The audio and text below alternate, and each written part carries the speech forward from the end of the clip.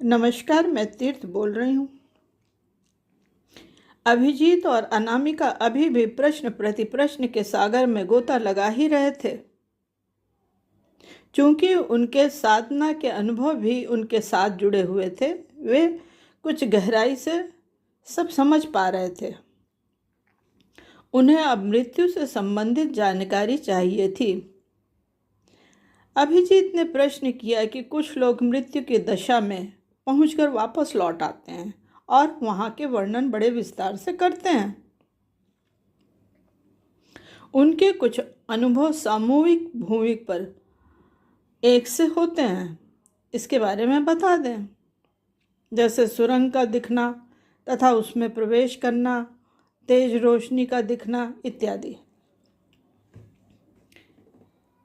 मैंने कहा कि यह सब कुछ बहुत ही विस्तृत परियोजना सा प्रतीत होता है, परंतु मैं कुछ अनुभव एवं साधना को आधार मानकर ही कहूँगी। ध्यान और समाधि की अवस्था में यदि गहरा जाती है तो वह मृत्यु तुल्य ही स्थिति होती है। वहाँ भी कुछ अनुभव आते हैं, परंतु सभी कुछ माया के ही अंतर्गत होते हैं। मनुष्य को सदैव से ही अपने बारे में जानने की उत्कंठा रही है। वह सब कुछ जानना चाहता है, जो देख पाता है और जो नहीं देख पाता है। इस विराट ब्रह्मांड की गतिविधियां अगाध हैं, अथाह हैं। सुरंग एवं प्रकाश का दिखना जनसाधारण उस तीव्र प्रकाश की अनुभूति कैसे करता है?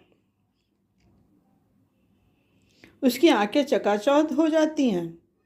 उसी को ही आधार मानकर हम समझने की कोशिश करते हैं। जब हम अपने अंतःकरण में गहराइयों में उतरते हैं तो यही जान पाते हैं कि अंतोगत्वा हमारा आधार प्रकाश ही है। हम स्वयं एक प्रकाशित रूप में हैं। इसी पर मोटा कवच हमारे स्थूल शरीर का है। यह शरीर ही उस प्रकाश को आच्छादित किए हुए है। पिछली चर्चा में हमने जाना था कि हमारा स्थूल शरीर और सूक्ष्म शरीर एक रस्सी से दमकते किरण पुंज से जुड़ा हुआ है, जिसे रजत रज्जु के रूप में जाना जा गया है। हमारा संपूर्ण शरीर एक एक कोशिका प्रकाश से ओतप्रोत है।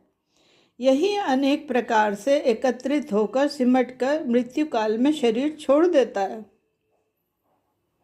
रजत रज्जु एक रास्ता है, एक पथ है, जिसके द्वारा जीवात्मा यह सूक्ष्म शरीर यात्रा करता है। इसी प्रकाशित पथ रजत रज्जु द्वारा जीव अन्य लोकों की भी यात्रा करता है। यह यात्रा स्थूल शरीर की तरह धीरे धीरे नहीं होती है। वह त्वरित गति से अपने गंतव्य पर पहुंचाता है।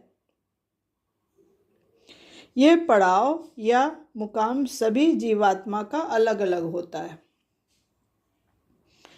सुरंग रूप में जीव का जो अनुभव होता है, यहाँ ध्यान देने वाली बात यह है कि उस काल में जीव का सूक्ष्म शरीर स्थूल शरीर से रजत रज्जु द्वारा गठबंधित रहता है, अन्यथा वह शरीर में वापस नहीं आ सकता है। जब भी प्रकाश के या सुरंग के अनुभव हुए हैं, उस काल में चाहे वो क्षणिक ही क्यों ना हो, मनुष्य अपने स्थूल शरीर को स्वयं से अलग रख पाने में सक्षम हुआ है, तभी यह अनुभव हुए हैं। चकाचौंध करने वाला प्रकाश, स्थिर शांत तीव्र रोशनी जो चकाचौंध करने वाली होती है, वो अपने ही स्वयं के स्रोत की मंडित महिमा है, जो उसे अपनी ओर आकर्षित करती सी प्रतीत होती है। अतः जीव अपने प्रकाशित स्वरूप का दर्शन कर पाता है। यही आत्म साक्षात्कार है। यही आत्मज्ञान है। तुम दोहरा दो। हम सिर्फ स्थूल शरीर ही नहीं अपितु स्वयं में एक प्रकाशित कण हैं। यही आत्मज्ञान है। इसे अनुभव करना ही श्रेष्ठ है। ठीक है, फिर मिलेंगे। धन्यवाद।